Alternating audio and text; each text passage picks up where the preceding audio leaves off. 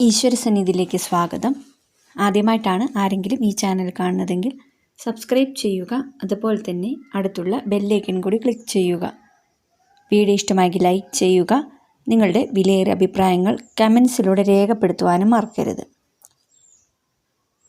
ക്ഷേത്രത്തിൽ പോകുമ്പോൾ ഏത് വഴിപാട് കഴിക്കണമെന്നതിനെക്കുറിച്ച് നമുക്ക് നിരവധി സംശയങ്ങളാണ്. ചില വഴിപാടുകൾ ക്ഷേത്രത്തിലെ ദേവനെയോ ദേവിയെയോ ആശ്രയിച്ചാണ് ഇരിക്കുന്നത്. എന്നാൽ പൊതുവായി ചില വഴിപാടുകളുണ്ട്. അവയുടെ ഫലമറിഞ്ഞ് വഴിപാട് കഴിച്ചാൽ ഉദ്ദേശിച്ച ഫലം ലഭിക്കും. ദേവന് അല്ലെങ്കിൽ ദേവിക്ക് ഏറ്റവും വില കൂടിയ വഴിപാട് കഴിച്ചാൽ മാത്രമേ പ്രീതി ലഭിക്കൂ എന്ന ധാരണ തെറ്റാണ്. വഴിപാടുകളൊന്നും കഴിക്കാൻ ശേഷിയില്ലെങ്കിൽ ഒരു നാണയമോ പുഷ്പമോ സമർപ്പിക്കാം. മനസ്സറിഞ്ഞ് സമർപ്പിക്കുന്ന എന്തും ഭഗവാന് പ്രിയങ്കരമാണ്. ഓരോ വഴിപാടുകൾക്കും ഓരോ ഗുണങ്ങളാണ്. ക്ഷേത്രങ്ങളിൽ സാധാരണയായി നടത്താറുള്ള വഴിപാടുകളും അവയുടെ ഗുണങ്ങളും എന്തൊക്കെയാണെന്ന് മനസ്സിലാക്കാം. ദുഃഖ നിവാരണത്തിനായാണ് വിളക്ക് കൊളുത്തുന്നത്. എണ്ണ, നെയ്യ് എന്നിവ നിറച്ച വിളക്കുകൾ കത്തിക്കാം.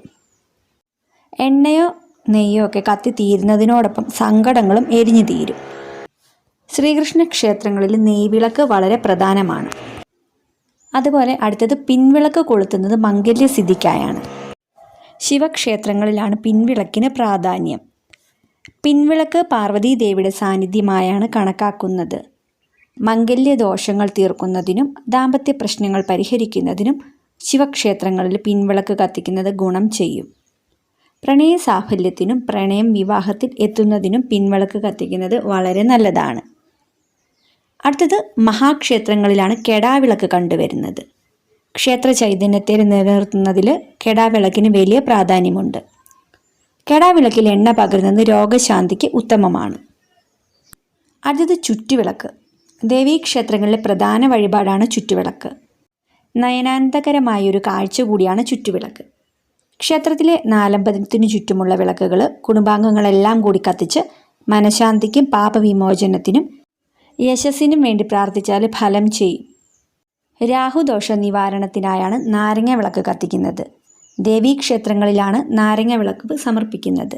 ചൊവ്വ, വെള്ളി ദിവസങ്ങളിൽ രാഹുകാലത്താണ് നാരങ്ങ വിളക്ക് കത്തിക്കേണ്ടത്. നെയ്യോ നല്ലെണ്ണയോ ഉപയോഗിച്ച് വിളക്ക് കൊളുത്താം. വിളക്കിൻ്റെ എണ്ണം ഒറ്റ സംഖ്യ ആയിരിക്കണം. മനസ്സുഖം ലഭിക്കുന്നതിനായാണ് മാല വഴിപാട് കഴിക്കുന്നത്. വിളക്ക്, മാല എന്നിവ ഒരുമിച്ച് സമർപ്പിക്കുന്നതും ഗുണം ചെയ്യും. ശിവഭഗവാന് ഏറെ പ്രിയപ്പെട്ടതാണ് കൂവളത്തിൻ്റെ ഇല. ഭഗവാന് പൂജയ്ക്ക് സമർപ്പിക്കുന്നവയിൽ പ്രധാനമാണ് കൂവളം. കൂവളമാല ശിവഭഗവാന് സമർപ്പിക്കുന്നത് പാപമോചനത്തിന് നല്ലതാണ്. ദേവീക്ഷേത്രങ്ങളിലെ പ്രധാന വഴിപാടാണ് നിറമാല. ദേവിക്ക് പ്രത്യേക നിവേദ്യങ്ങൾ സമർപ്പിച്ചുകൊണ്ടുള്ള ഈ വഴിപാട് കുടുംബാംഗങ്ങൾ ഒരുമിച്ച് ചെയ്യുന്നത് അഭീഷ്ടസിദ്ധിക്കും കുടുംബൈശ്വര്യത്തിനും പ്രധാനമാണ്. അടുത്തത് ഗണപതി ഹോമം. വിഘ്നവിനാശകനാണ് ഗണപതി ഭഗവാൻ. ഏത് വിഘ്നത്തെയും തടയുവാനുള്ള ശക്തിയുണ്ട്.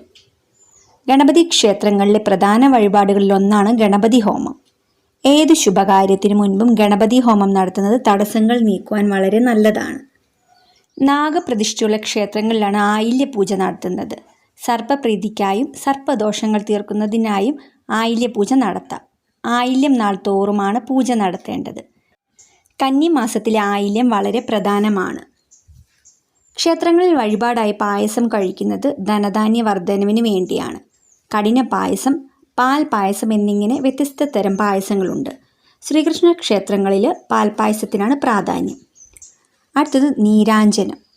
ശനിദോഷ നിവാരണത്തിനായാണ് നീരാഞ്ജനം നടത്തുന്നത്. ശിവക്ഷേത്രങ്ങളിലും ശനീശ്വര ക്ഷേത്രങ്ങളിലും ഇത് നടത്താവുന്നതാണ്. ശനിദോഷത്താൽ കഷ്ടപ്പെടുന്നവർക്ക് ഈ വഴിപാട് നടത്തിയാൽ ദോഷം ശമിക്കും. വീഡിയോ കണ്ടതിന് നന്ദി.